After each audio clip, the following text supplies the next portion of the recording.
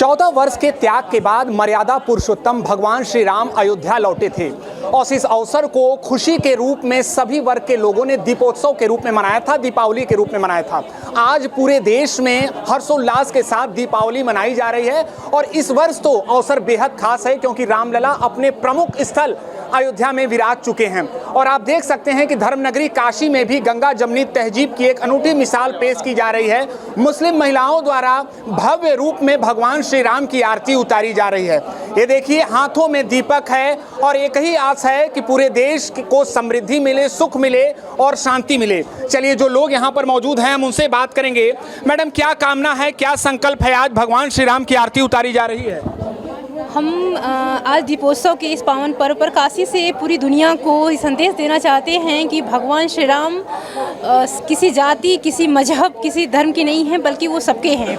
और इस देश में जो नफ़रत फैलाने का काम जो लोग कर रहे हैं, इस दीपोत्सव में हमारी सारी मुस्लिम बहनें शामिल हुई हैं। वो इस दृढ़ता के साथ, इस संकल्प के साथ सामने आई हैं कि आप इस देश में नफरत फैलाने का जितना भी प्रयास करेंगे वो पूरी तरह से असफल होगा, क्योंकि हमारे पूर्वज भगवान श्री राम रहे हैं। हमारी संस्कृति, हमारी परंपराओं से आप हमको अलग नहीं कर सकते हैं। इस बात की चेतना काशी में सभी मुस्लिम बहनों को आ चुकी है और आप अगर इस तरह का गलत संदेश बताना चाहेंगे तो आपकी बातों में कोई भड़कने वाला नहीं है। संकल्प एक ही है कि हमारे आराध्य भगवान राम सबको मर्यादा का पाठ पढ़ाते थे।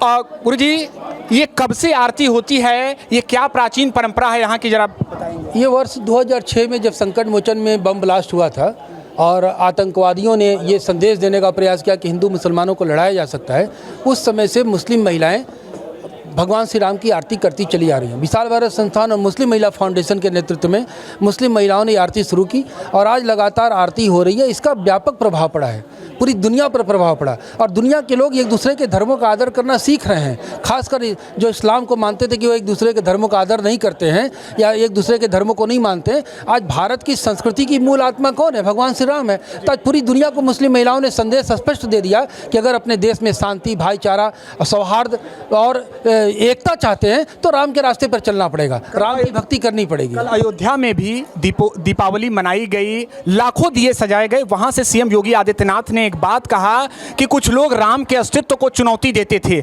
अब काशी संवर रही है, अयोध्या संवर रही है, मथुरा भी संवर रहा है, क्या कहेंगे? राम के अस्तित्व को चुनौती इस धरती पर कोई नहीं, ब्रह्मांड में कोई नहीं जो दे सकता है। जिन्होंने भी राम के अस्तित्व को चुनौती देने का प्रयास किया वो मिट गए। अफगानिस्तान खत्म हो गया, पाकिस्तान खत्म हो गया, बांग्लादेश खत्म हो गया। संघर्षरत हैं। आज संघर्ष को खत्म करना है तो सिर्फ और सिर्फ राम के रास्ते पर चलना पड़ेगा।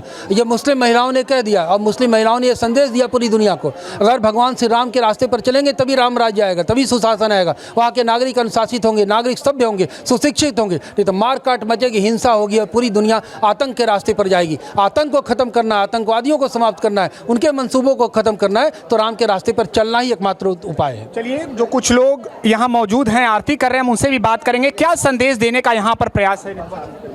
देखिए, दीपावली खुशियों का त्यौहार है और अंधकार से प्रकाश की तरफ ले जाने का त्यौहार है और हम सभी यहाँ पे हिंदू मुस्लिम बहनें मिल करके प्रभु श्री राम की भव्य आरती उतार रहे हैं और ये समाज में संदेश भी देना चाहते हैं कि भले ही से हमारा मजहब अलग हो, हमारी जाति अलग हो, लेकिन हम सभी सभ्यता से, संस्कृति से और पूर्वजों से एक थे, एक हैं और एक ही रहेंगे। तो दीपावली पर चाहे कोई हिंदू हो या मुसलमान हो, हर्षोल्लास के साथ मना रहा है और संकल्प एक ही है कि देश को समृद्धि मिले, सुख मिले, शांति मिले। एबीपी न्यूज़ के लिए वाराणसी से निशांत चतुर्वेदी।